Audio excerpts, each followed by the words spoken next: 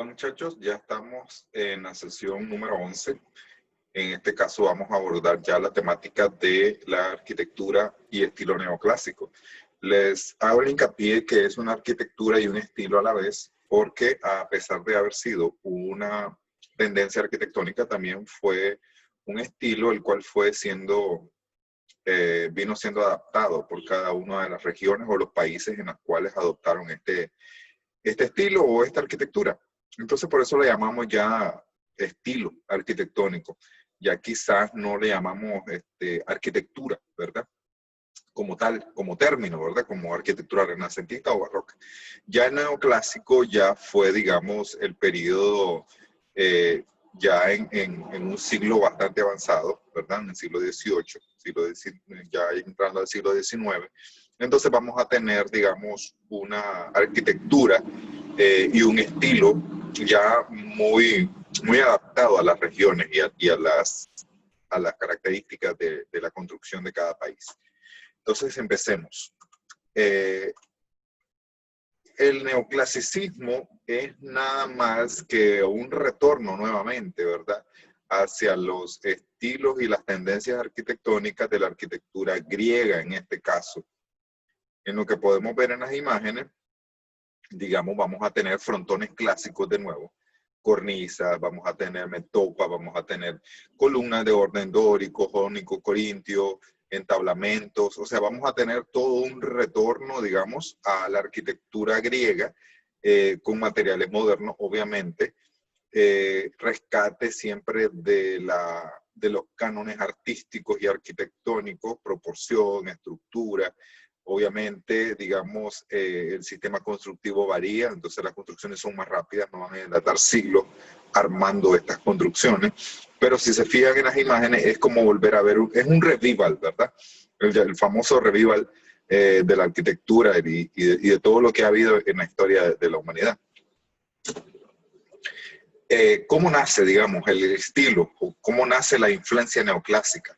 Entonces vamos a tener digamos, dos ítems o dos iconos históricos en la historia de la arquitectura y de la humanidad.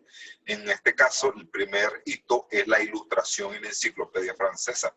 Al haber una divulgación impresa de ciertos escritos, quiere decir que ya podemos tener conocimientos universales, a lo que se llama la era de la Ilustración o el año de las luces, ¿verdad?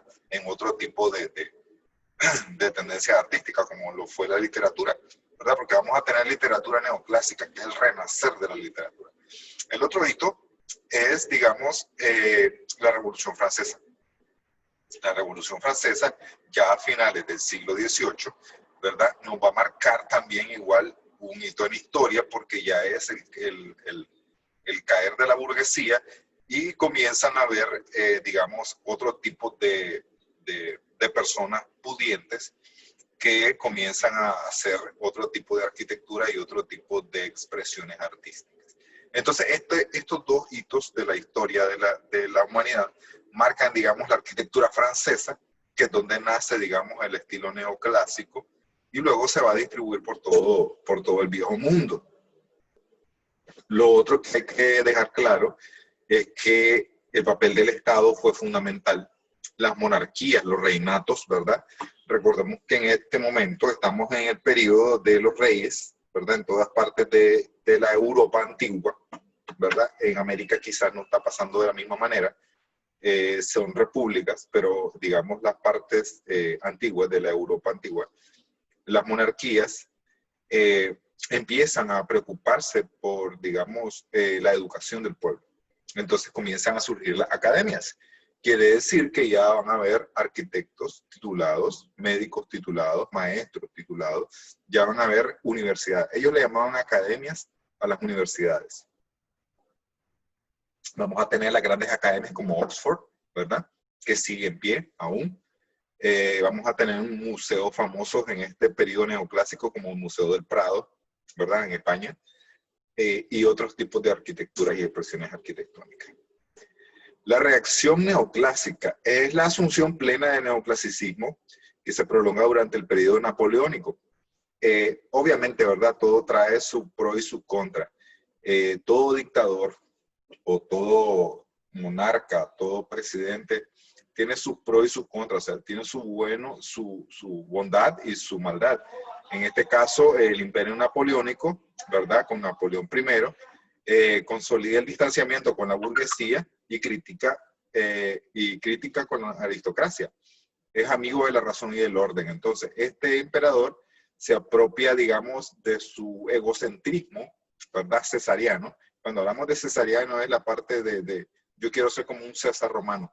Entonces lo que hace es esto, ¿verdad? Napoleón III.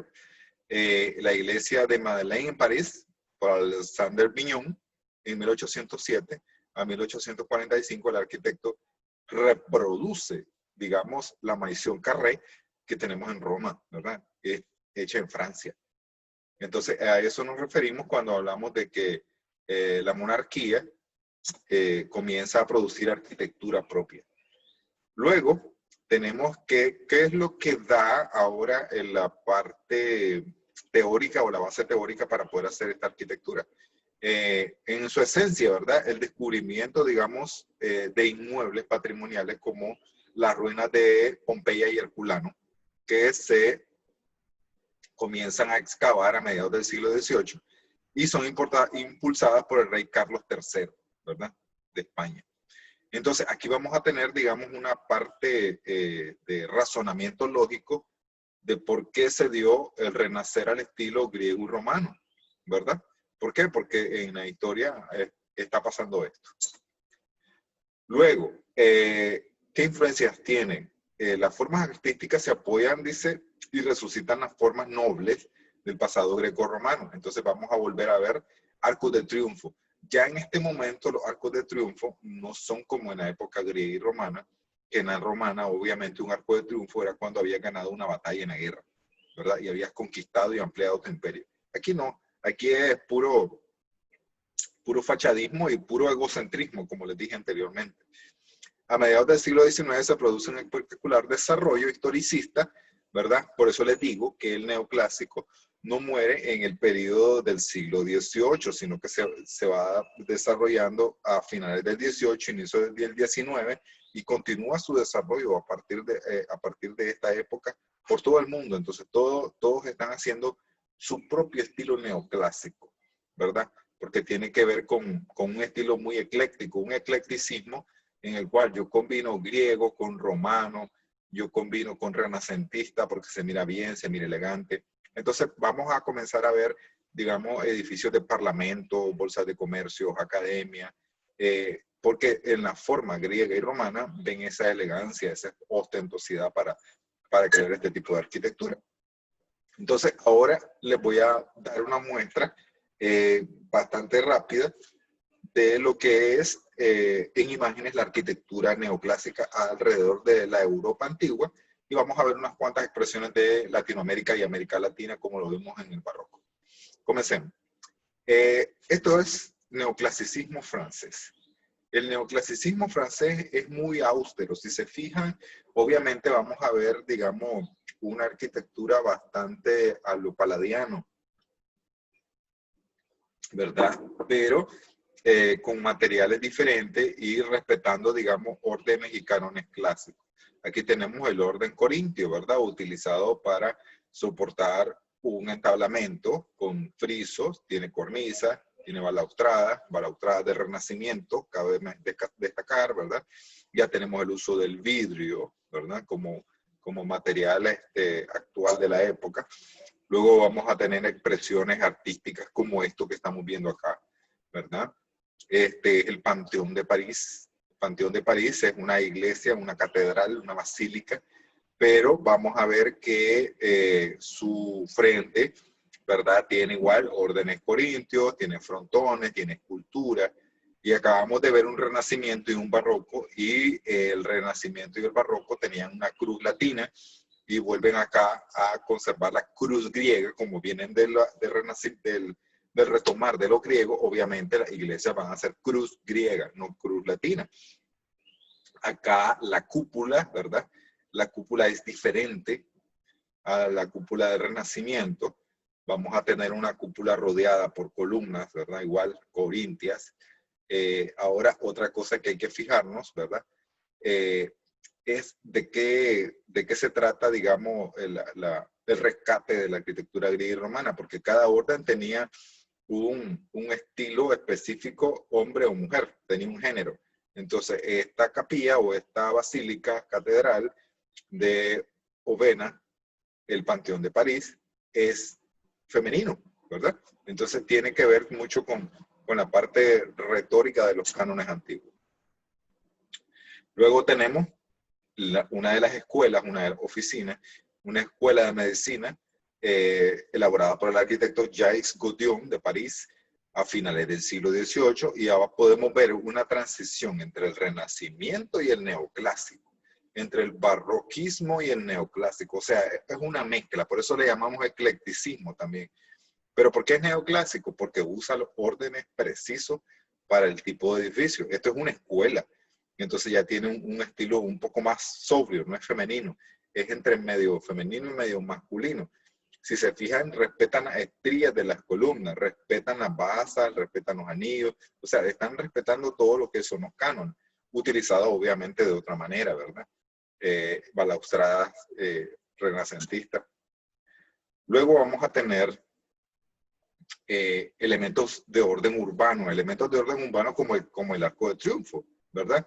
El Arco de Triunfo, digamos, es realizado no como un icono de victoria, ¿cómo se llama?